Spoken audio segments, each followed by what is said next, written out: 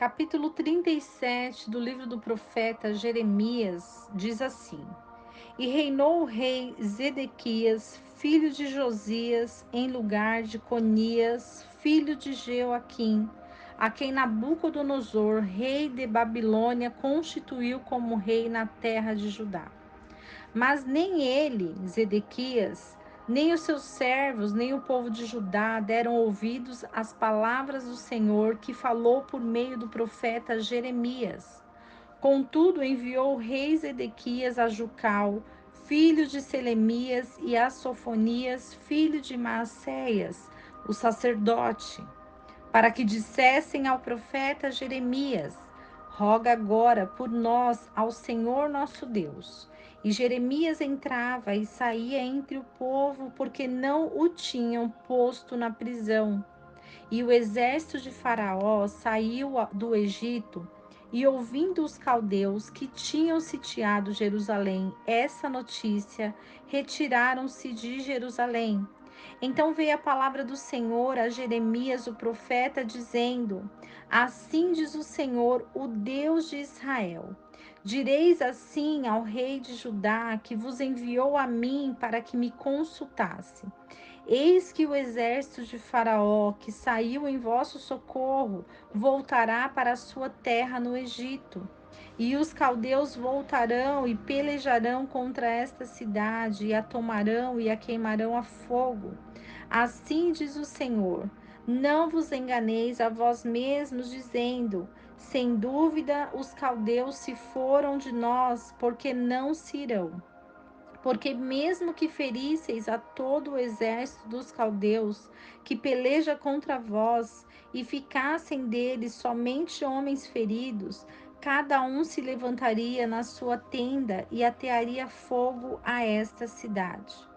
E aconteceu que quando o exército dos caldeus se foi de Jerusalém por causa do exército de Faraó, Jeremias saiu de Jerusalém para ir à terra de Benjamim, para apartar-se dali do meio do povo. E estando ele à porta de Benjamim, estava ali um capitão que se chamava Jerias, filho de Selemias, filho de Ananias, o qual prendeu a Jeremias, o profeta, dizendo: Tu foges para os caldeus. E disse Jeremias: Isso é falso. Não fujo para os caldeus, mas ele não lhe deu ouvidos. E assim Jerias tomou Jeremias e o levou aos príncipes. E os príncipes se iraram muito contra Jeremias e o feriram e puseram na prisão na casa de Jonatas, o escrivão, porque a tinham transformado em cárcere. Tendo, pois, entrado Jeremias no calabouço e nas suas cabinas, lá ficou Jeremias por muitos dias. Então o rei Zedequias mandou soltá-lo e lhe perguntou o rei secretamente em sua casa, dizendo: Há alguma palavra do Senhor? E Jeremias disse: Há. E disse mais: Na mão do rei da Babilônia serás entregue. Disse também Jeremias ao rei Zedequias: No que pequei contra ti, e contra os teus servos e contra este povo, para que me pusesseis na prisão? E onde estão agora os vossos profetas que vos profetizavam, dizendo: Não virá contra vós, nem contra esta terra o rei de Babilônia? Ora, pois, ouve agora, ó rei, meu senhor. Cai agora a minha súplica diante de ti, e não me faças voltar para a casa de Jonatas, o escrivão, para que eu não venha morrer ali. Então deu ordem ao rei Zedequias que pusessem a Jeremias no átrio da guarda, ordenando que lhe dessem um pão cada dia da rua dos padeiros, até que todo o pão da cidade se acabou, e ficou Jeremias no átrio da guarda. O capítulo 37 do livro de Jeremias vai falar sobre os caldeus que saem de Jerusalém e retornam, onde Jeremias é preso e acusado, lançado no calabouço, porque fazia a obra do Senhor. E quando Jeremias é solto e suplica por misericórdia, eles colocam Jeremias confinado no átrio da guarda.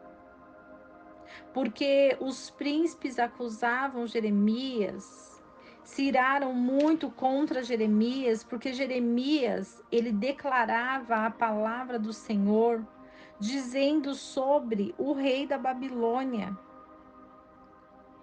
Ninguém quer ouvir algo ruim, uma notícia má.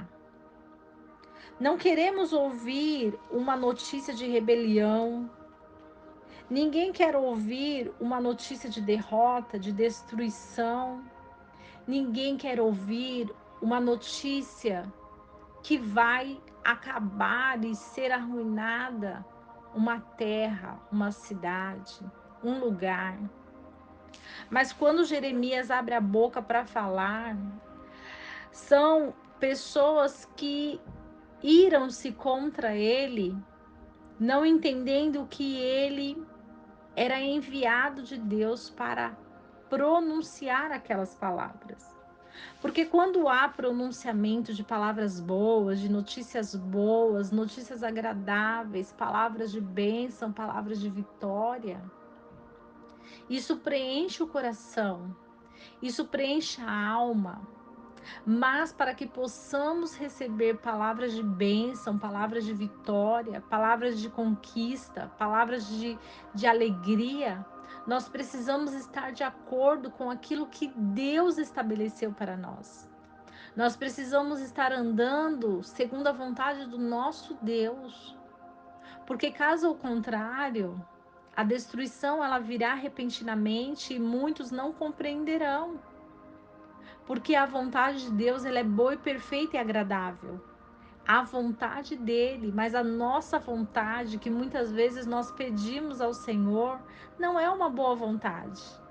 E muitas vezes nós interrogamos Deus e perguntamos para o Senhor: Senhor, por que isso está acontecendo? Senhor, por que tem que ser assim? Senhor, por que estou recebendo uma notícia? Senhor, por que as notícias são ruins? Porque muitas vezes nós pedimos ao Senhor aquilo que nós queremos. Porque muitas vezes nós pedimos aquilo que é da nossa vontade, do nosso jeito, e quando nós queremos fazer do nosso jeito, o nosso jeito vai dar errado. O nosso jeito vai nos levar para o caminho da escuridão. O nosso jeito vai nos levar a um caminho de morte.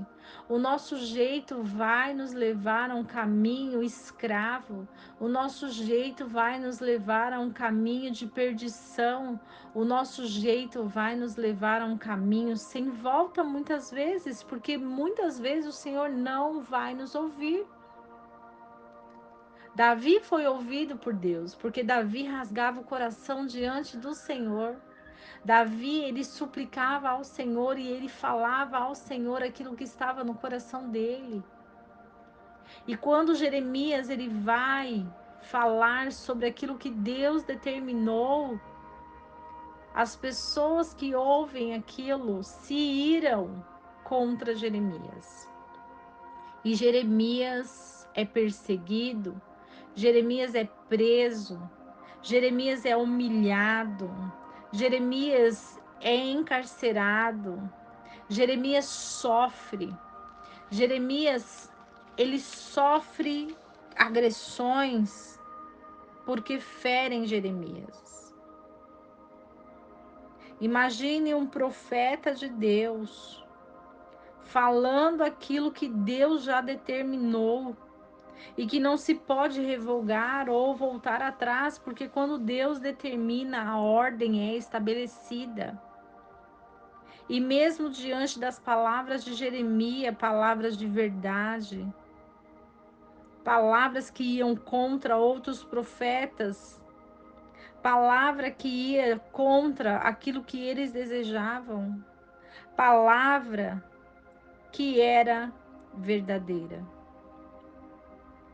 E aí nós observamos o trono estabelecido por reis que governam mal.